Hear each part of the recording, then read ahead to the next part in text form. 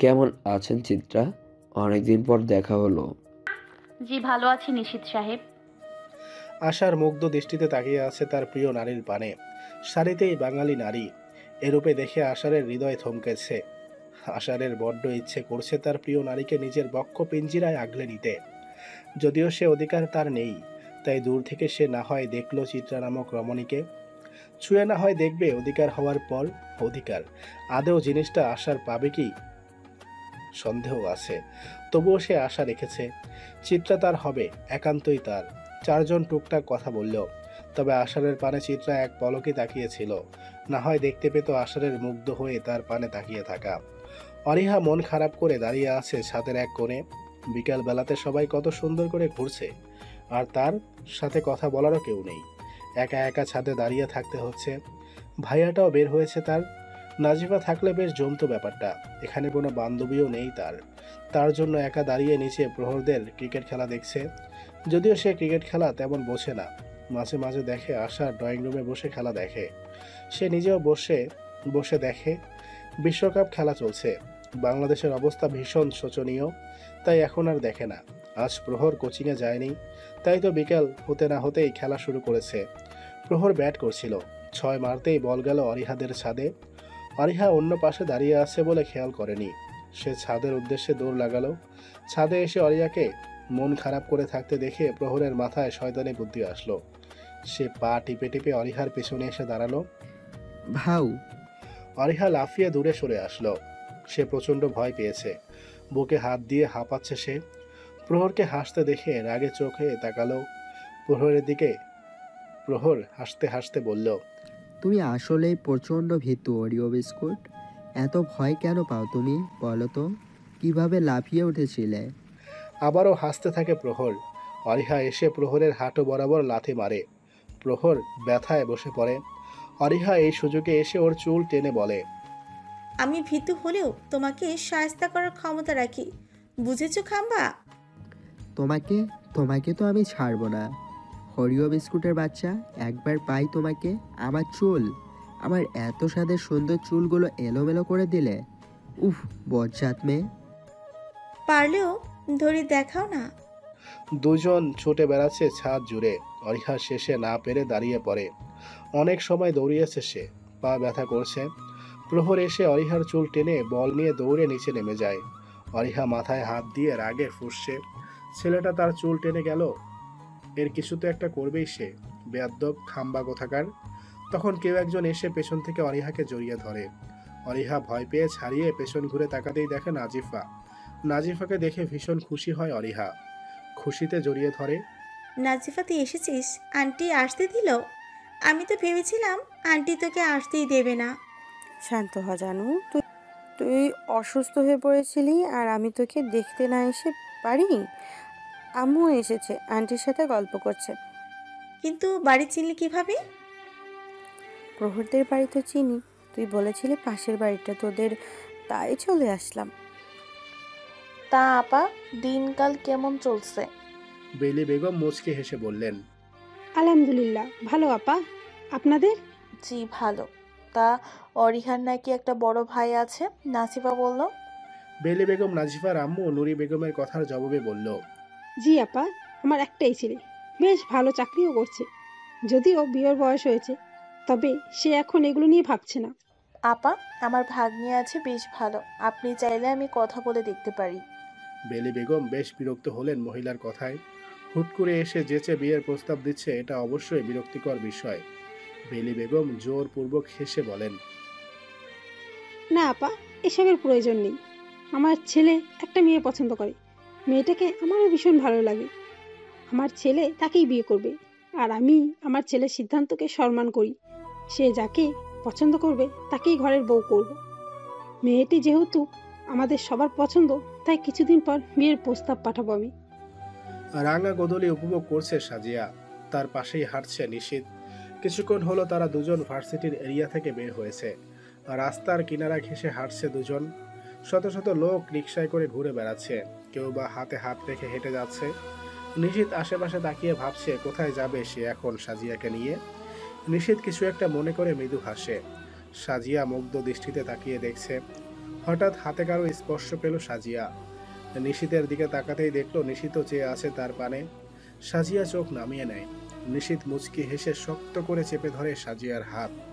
আমরা কোথায় যাচ্ছি নিশীথ? মেলায় যাবে? সাজিয়া মাথা নাড়ায়। নিশীথ রিক্সা ডেকে সাজিয়াকে নিয়ে চড়ে বসে রিক্সায়। আজ আর নিশীথ দূরে সরে বসেনি, সাজিয়ার কাছ ঘেঁষে বসেছে। হুটতোলা রিক্সায় চড়ে শহরের সৌন্দর্য উপভোগ করছে সাজিয়া। আর নিশীথও উপভোগ করছে সবকিছু। প্রিয় নারীকে নিয়ে শহর ঘুরে দেখার আনন্দ বলে বোঝানো সম্ভব নয়। মেলার গেটের সামনে এসে রিক্সা থামলো। নিশীথ নেমে সাবধানে সাজিয়াকে নামালো। সাজিয়া মৃদু হাসলো। তার শাড়ি পরার অভ্যাস নেই ঠিকই, তবে নিজেকে সামলাতে জানে সে। নিশীথের যত্ন দেখে মনে প্রশান্তির ঢেউ বয়ে গেল। নিশীথ ভাড়া মিটিয়ে সাজিয়ার হাতটি শক্ত করে ধরে পা বাড়ালো মেলার উদ্দেশ্যে। তখনই একটা 10-12 বছরের মেয়ে এসে তাদের সামনে দাঁড়িয়ে বলল, ভাইজান, এই বেলি ফুলটা নেন, আপার খোপায় পরাইলে সুন্দর লাগবো। নিশীথ মৃদু হেসে বেলি ফুলের গাজরাটা হাতে নিল। পাঞ্জাবির পকেট থেকে মানিব্যাগ বের করে 100 টাকার একটা নোট মেয়েটিকে ধরিয়ে দিয়ে বলল, ফেরত দেওয়ার প্রয়োজন নেই, বাকিটা রাখো তুমি। মেয়েটি কৃতজ্ঞতা স্বরূপ হেসে চলে গেল। সাজিয়া মুগ্ধ দৃষ্টিতে তাকিয়ে পর্যবেক্ষণ করছিল সব। নিশীথ সাজিয়ার দিকে ঘুরে গাজরাটা খোপায় পরিয়ে দেয়। সাজিয়া মুগ্ধ চোখে দেখছে মানুষটাকে। মানুষটা ভীষণ যত্নশীল। বিয়ের পর থেকে তার সব সুবিধা অসুবিধা খেয়াল রাখে। কখন কি প্রয়োজন তা জানতে চায়। সুখী থাকার জন্য কি আর প্রয়োজন? একজন মনের মতো মানুষ থাকলে আর কিছু প্রয়োজন নেই। দুজন হাত শক্ত করে চেপে মেলায় প্রবেশ করলো। ঘুরলো বেশ কিছুক্ষণ দুজনে। এরপর চুরির দোকানে আসলো নিশীথ। সেখান থেকে এক সেট চুড়ি হাতে নিল। সাজিয়াকে পরিয়ে দিয়ে বলল, তোমার হাতে বেশ মানিয়েছে চুড়িগুলো। সাজিয়া লাজুক হাসলো। নিশীথ দাম মিটিয়ে ফুচকার দোকানে আসলো। সে জানে সাজিয়া কখনোই নিজ থেকে কিছু বলবে না, তাই নিজেই নিয়ে আসলো। 2 প্লেট ফুচকা অর্ডার দিল। ফুচকা আসতেই দুজন খাওয়া শুরু করলো। সাজিয়া আপন মনে খেয়ে চলেছে আর নিশীথ তা দেখছে। ভার্সিটির পেছনে লেকের দিকটায় বসে আছে চিত্রা, আর তার থেকে কিছুটা দূরত্ব বজায় রেখে বসে আছে আশার। নিশীথ অনেক কাঠখড় পুড়িয়ে সাজিয়াকে নিয়ে গিয়েছে। আশারকেও চিত্রা চলে যেতে বলেছিল, তবে সে যায়নি। যাবেই বা কেন? সে তো এসেছে এই চিত্রা নামক রমণীর সাথে কিছুটা সময় কাটানোর জন্য। চিত্রা লেকের পানির দিকে তাকিয়ে বলল, আশার সাহেব, আপনি থেমে গেলেন যে? ওদের সাথে চলে যেতে পারতেন। চিত্রা, আপনি কি বোকা? ওদের নতুন বিয়ে হয়েছে, আমি কিভাবে যেতাম? তাও এক কথা। আচ্ছা আশা সাহেব, আপনি কি কাউকে ভালোবেসেছেন কখনো? প্রেম করেছেন জীবনে? আশার চমকে ওঠে। চিত্রার থেকে এই সময়ে এমন প্রশ্ন সে আশা করেনি। চিত্রা বুঝলো বোধহয়। হাসলো সে, তবে দৃষ্টি তার এখনো লেকের পানের দিকে। আশারের দিকে ভুল করেও তাকাচ্ছে না সে। চিত্রা আশারকে উদ্দেশ্য করে বলে, কিছু মনে করবেন না আশা সাহেব, হুট করেই বলে ফেলেছি। আমি কিছু মনে করিনি। প্রেম এসেছে জীবনে, ভালোবাসো আমি এক নারীকে, সেই আমার প্রথম ভালোবাসা। তবে প্রথম প্রেম নয়, সে হবে আমার দ্বিতীয় প্রেম। তাকে পাওয়ার জন্য আমি দিনরাত ছটফট করে চলেছি। ভাগ্যে থাকলে পেয়ে যাবেন। চিত্রা, আমার সেদিনের উত্তরটা? কোন উত্তর আশা সাহেব? বন্ধু হওয়ার ব্যাপারটা। বিশ্বাস করে বন্ধুত্বের হাতটা বাড়ান, আমি শেষ নিঃশ্বাস অবধি বিশ্বাস ভাঙব না। চিত্রা কি মনে করে উত্তর দিল, ঠিক আছে বন্ধু আমার, ঠিক আছে বন্ধু আমরা। তবে আমি চাই আমাদের কথা খুব কমই যেন হয়। গভীর বন্ধুত্ব করা আমার পক্ষে সম্ভব নয়। ঠিক আছে, আমার সমস্যা নেই চিত্রা, বন্ধুত্ব বিষয়টা অনেক সুন্দর। সমুদ্র নিজের রুমে বসে গেমস খেলছে। হঠাৎই তার মা সুমি বেগম রুমে প্রবেশ করলেন। সমুদ্র মাকে দেখলো, তবে কথা বলল না, নিজের কাজে ব্যস্ত থাকলো। সুমি বেগম দীর্ঘশ্বাস ফেললেন। এই ছেলে ছোট থেকেই এমন। তিনি সমুদ্রকে উদ্দেশ্য করে বললেন, সমুদ্র, তুই এখন ফারহাকে নিয়ে ঘুরতে বের হবি। মেয়েটার রুমে একা বসে আছে, কতদিন পরে আসলো এখানে। তো আমি কি করব? ঘুরতে চাইলে তুমি নিয়ে যাও, আমার সময় নেই, অফিসে কাজ আছে, সেগুলো শেষ করতে হবে। সমুদ্র, তোর সাথে কিন্তু ফারহার বিয়ে ঠিক হয়ে আছে, এটা ভুলে যাস না। মেয়েটা তোকে ভীষণ ভালোবাসে। তোমরা জানো আমি ওকে পছন্দ করি না, তাহলে কেন বারবার বলতে আসো বিয়ে? আর বিয়ে ওকে কে করছে? আমার দায় ঠেকেনি যে ওকে বিয়ে করতে হবে। ফালতু না বলে নিজের কাজে যাও। ওকে আমার আশেপাশে আসতে মানা করবে। সুমি বেগম ভীষণ রেগে যান। সে ছেলের সাথে কথা না বলে বের হয়ে যায় রুম থেকে। ফারাহ পর্দার আড়ালে দাঁড়িয়ে শুনছিল সব। রুমে এসে দরজা আটকে দেওয়ালে পিঠ ঠেকিয়ে বসে পড়ে। ডুকরে কেঁদে ওঠে। ভালোবাসার দহনে সে বাজে ভাবে পড়ছে। ছেলেটা তাকে ভালোবাসে না কেন?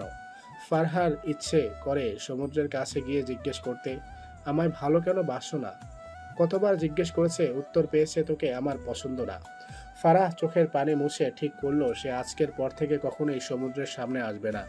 বিয়েটাও ভেঙে দিবে। আর না, অনেক হয়েছে, আর কত। আজ থেকে তোমার প্রতি আমার ভালোবাসা না হয় হৃদয়ের গহীনে যত্ন করে তুলে রাখা থাক। আর জ্বালাবো না তোমায়। ভালো থেকো প্রিয় ভালোবাসা। গভীর রাত, নিস্তব্ধতা বিরাজ করছে শহর জুড়ে। চিত্রা অন্ধকার রুমে শুয়ে আছে। সে জানে আজ আসার যার কথা গুলো বলেছে সেই মেয়েটি সে। তবে চিত্রা না জানার অভিনয় করে গেছে। সে বিষাদময় অতীতের পিছু আজও ছাড়তে পারল না সে। মনে পড়ে গেল তার সেই বিষাক্ত অতীত।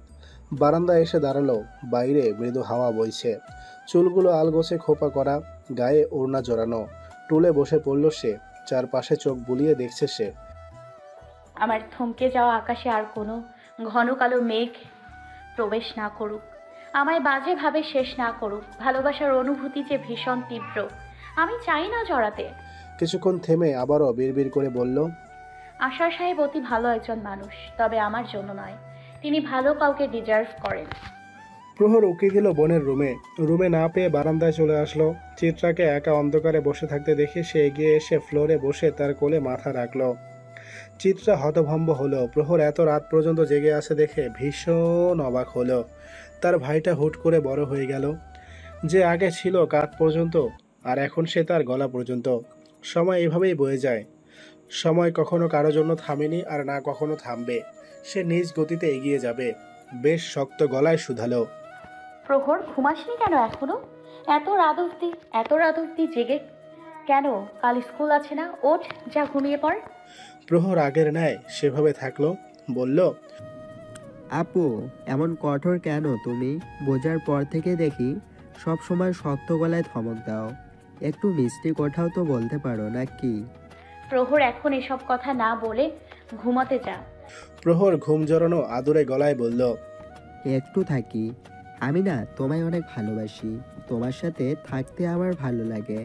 চিত্রা কথা বাড়ালো না। এই ছেলে কখনোই এখন যাবে না। হাজার বললেও নড়বে না। চিত্রা মৃদু হেসে প্রহরের চুলের ভাঁজে হাত বুলাতে থাকলো। প্রহর শান্তিতে মাথা রাখলো বোনের কোলে। সে ভীষণ ভালোবাসে তার বোনকে। ভীষণ মানে ভীষণ। সময় বহমান। দেখতে দেখতে একটা মাস কেটে গেছে। বৈশাখ মাসের অন্তিম দিন। আজ আকাশে কালো মেঘের ছড়াছড়ি। মেঘেরা আনাগোনা করছে আকাশ জুড়ে। বয়ে যাচ্ছে শীতল হাওয়া। শহরতলির মানুষ ব্যস্ত নিজ নিজ কাজে। চিত্রা সকাল সকাল উঠে ছাদে চলে আসলো। মৃদু হাওয়া শরীর ছুঁয়ে দিচ্ছে। মিষ্টি সকাল উপভোগ করছে চিত্রা।